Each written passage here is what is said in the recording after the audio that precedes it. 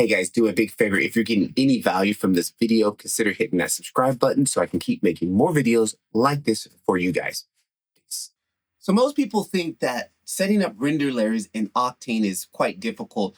They think they need to have a complex node set up to have their objects separated from the scene and rendered on its own layers, but it's actually really easy. Matter of fact, it's so easy that all I need to do is give the object an ID number and then set up a render layer for that same object and give it another number, and that's it. So this is the type of videos that I do inside my Blender Octane school community. Members have a problem, I try to help them out by answering their questions and making these type of little custom videos. I also do share them out here on the YouTube. So if you guys are interested in getting more one-on-one close contact or learning Blender Octane in a more exclusive way, links down below, 7-day free trial. Enough of my jibber jabber, let's get into the video. All right, so the first thing we need to do is initiate our layers here. So if we come up in here and we go to render layers, we want to activate render layers here. And then that's our first thing here, layer active, layer ID 1. Everything has a 1. That's why we see everything. So for example, I'm going to give my backdrop, the psych wall. This is going to be object 1. We can come over here, also tell it we need to start setting up these layers up here also on the top here behind me. If we come over here, I'm just going to call this layer 1. I'm just going to call ID 1 to keep it nice and simple. ID 1, layer 1, ID 1. And that is our active layer. Let's give something a different channel. Now, for example, if I click on this background and we come over here to our object, we scroll down here, render layer 1. Everything has render layer 1. So everything is actively being rendered. Okay. So now we're going to start separating things. We'll come to this, and what we're going to do is copy this setting. We're going to come over here, copy settings, and it's going to automatically give it render layer 2 or the number 2, 002, right? But now we need to tell the engine that this is going to be a separate ID number. This is going to be render layer object number 2. So we take that, and now it disappears. Okay, that's the object level. The reason why we're not seeing it is because it doesn't have an object layer of 1. It has an object layer of 2. Now, when we render this, it's just basically exclude this.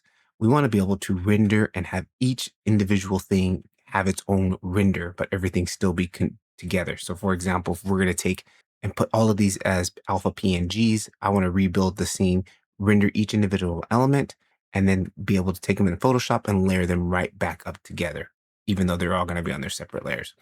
So now what we need to do is come back over here to the view layer. Our view layer is still on channel 1. We can change this to channel 2. Now we've separated this. Now we only see the cube, or I forgot what you call this, cone, because we're on render layer 2 or active ID layer 2, and the object has an active ID render layer channel of 2. So that's what we see.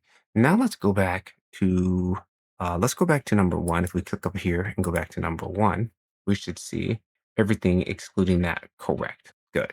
Now let's come back here to our render ID, and now let's go to see here and go to show only side effects and see what happens here. Nothing's still showing up yet. Okay, not a big deal. Let's go hide from camera. Okay, now we're on hide from camera. Render layer 1, it's hiding this object, which is on number 2, but it's still showing its shadow. It's just hiding the object, but its side effects, which is the shadow. And if it was reflecting something on the floor, I probably should turn on some reflection. Actually, we'll get to on another thing. Okay. And let's also go to the next one, hide inactive layers. And hide inactive layers, not really doing anything. What is this doing? Hide inactive layers. All geometry that is not an active layer will be made invisible. No side effects will be recorded in the render passes example. The render layer passes will be empty. Okay. Don't know what we're going to use that for, but let's go back to normal. All right, let's continue giving everybody its own channel. All right, now what we're going to do is go back to number 2. We're going to copy settings. This is going to give us number 3. All right, number 3. We are number 3. Let's go to active layers. Let's change it to number 3. Nothing's on here because we need to give our next guy here, we'll give him the object ID render layer of 3. He should be only by himself. Good. Let's repeat this for the next one. Come in here, copy settings. Next will be our little sphere down here, our icosphere. Let's go back to the object layer. Let's change that to 4. Let's give it an ID of 4. We should only see that. Good. Now we actually should, if we go back to number 1, we probably should see some side effects from this one because this one actually does have these side effects here. And then if we come back over to the view layer mode and change this to only show side effects, how about invert that? Not showing the side effects. Huh. We'll get that. We'll figure that out later. Let's keep moving forward. Let's just get everything separated. All right. And then next, let's go back to 4. Let's go ahead and open this. Copy settings. That's going to be 5. Clicking on Suzanne render layer 5, and object layer 5. All right. Now we've got everything separated into its own render layers. So we come back to 1, we should only see the background. Yes, we do only see the background. Now, if I come back here, let me see if I still want to figure out. Okay, there's an invert. We just basically inverted it. We said, I don't want to see the background. I want to see everything else that has a different ID of that's not 1. And there that is. Now, can we see side effects? Huh. Last time I got side effects, I did it a little bit different. So let's just get this rendered out. Let me show you guys how to render this now. Okay, so that's what we've got. Everything's going to be rendered on its own layer. What's most important is right now we need to change everything and say, hey, alpha channel. There is our alpha channel. Okay, now you see it went gray. We have an alpha channel now. This should be set to like 10. Render settings are pretty crazy right now. All right, good. Now let's go ahead and render this. And this theoretically should have everything rendered out on its own layer. Let's also set up our render layer, our renders. We're just going to go ahead and save this render layer test. And I want this to be, I'm going to use Octane's outputter. So I'm going to come down here to Octane's outputter. I'm going to change this to export separate files. We're going to do PNG because I'm going to take everything to Photoshop, right? So it's just a little bit easier. There we go. So basically we're rendering each individual file separate. PNG. Okay, boom. Now let's go ahead and save and render. See what we get. Hey guys, do a big favor. If you're getting any value from this video, consider hitting that subscribe button so I can keep making more videos like this for you guys. What we should have after we render this, it should switch to the next render layer or the next ID number 2 and then number 3 once this is done. All right, that's a good sign. Now we're rendering out this second piece and it's going to go through each individual layer, render layer ID 1, 2, 3, and 4, and render each one of them their separate files. And we know we have alpha because we can see the alpha. All right, so we have finished rendering. Now, one other thing I failed to mention was I already actually have in my default scene, I already have all of my AOV passes set up and ready to go.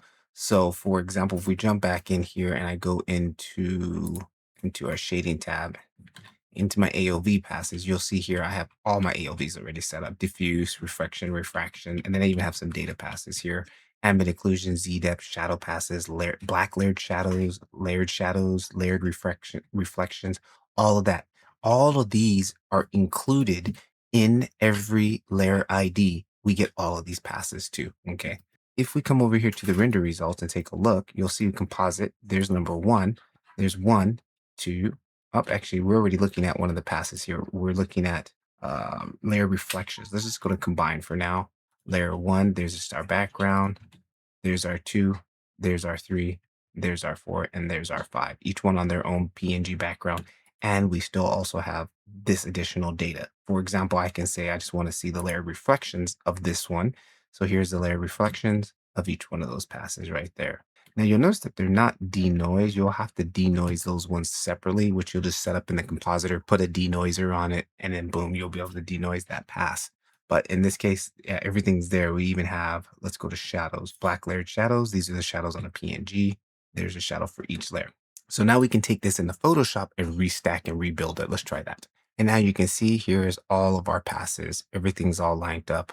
Everything's here. So I have more data than I actually need, but I just wanted to show you guys an example of what is possible. So for this case, we want to make this a little bit more simpler. Okay, so I've got all my layers here. Let's go to, here's our first one. And it does look like for some reason I have some opacity on this backdrop here, which we shouldn't have this opacity on the background. Seems like something, I may have missed something there, but let me go ahead and finish stacking this up. So if you take this one, bring it there, there's 2.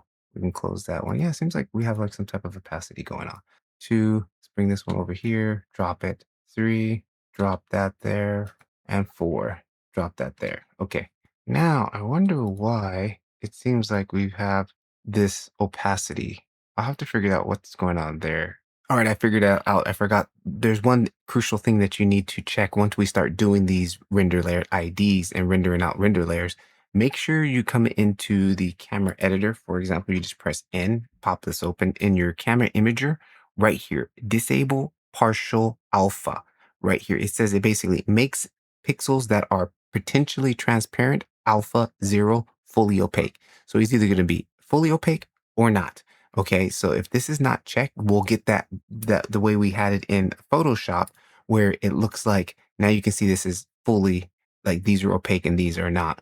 Like before, where we had that go like this, there it's ghosting, right? We don't want this. In this case, this ghosting, we don't want that. So make sure you tick this little box on your camera imager over here, disable partial alpha, and then everything should be back to normal. And now we should be able to build our pass. Let's go back and build it. Right, so now like I'm just gonna go in here and I'm gonna select the passes that I need. In this case, I'm just gonna do the denoising pass, but you got all of the shadows here. You got everything separate. The more passes you give yourself, the more individual granular level you can control things on. So I'm just gonna look for my denoising pass, which will be the most easiest for this situation. And you can see here is our file name, render layer, and then it says rear layer reflections. These actually need to be you need to have something typed into the output slot for Octane to actually get these. Here it is, denoising beauty. And let's get this and this. This is what we need, which I'll show you guys quickly. So there is our pass. Now, like you can see, it's not semi-transparent. It's fully opaque. And these rough edges means it's an unmultiplied edge, which is the pro workflow. So that needs to be pre-multiplied, which we'll get into in another video. And let's finish this up here and delete this one. And we need this last one here. There is a setting in Blender that in Octane that you can set. All right, there it is. So this is basically, let's see, can we see those edges? Yeah, we can see those edges. They need to be multiplied here. I'm not sure how to do this in Photoshop with this. I typically work in DaVinci, so I know how to pre-multiply and multiply things. There's a pre-multiplied node, but there's also a setting in Blender where I can switch this so it automatically multiplies the edges. In a quick sense, here it is. Here is the basic rebuild. We basically built everything on its own using the render layers, and we finally got rid of that semi background for our main layer. That should be fully opaque and or non-opaque basically for us on our background. And then here's each individual level of rendered layers, and then we can still have even more control. Like if we were just to render everything out here with nothing on it, just the plain background, and then we can come back and start adding on just the shadows and just that. So the more you separate out when you make your first initial layers, the more control you have when putting things back together. So this was just a quick crash course on how to set that up. I will show you in another video on how to pre-multiply edges. And typically, this if you work in EXRs, you don't have to worry about all this little granular stuff that we're having to deal with PNGs and Photoshop. Uh, we're kind of doing like pro workflow in an amateur program versus like taking these EXRs into DaVinci Resolve or into Nuke or even After Effects, but I don't work in After Effects, but any, one of those, and the proper tools are there for us to convert this stuff very easily. So this is just a quick crash course in how to set up render layers in Octane. So if you guys are interested in taking a look at the scene file or downloading that will be available. Links down in the description. 7-day free trial. You can go ahead and grab this file and any other freebies that we have in there. Again, if you're looking for more help with Blender Octane in a one-on-one style environment, click the link down below. 7-day free trial. Catch you guys in the next video. Take a look at this.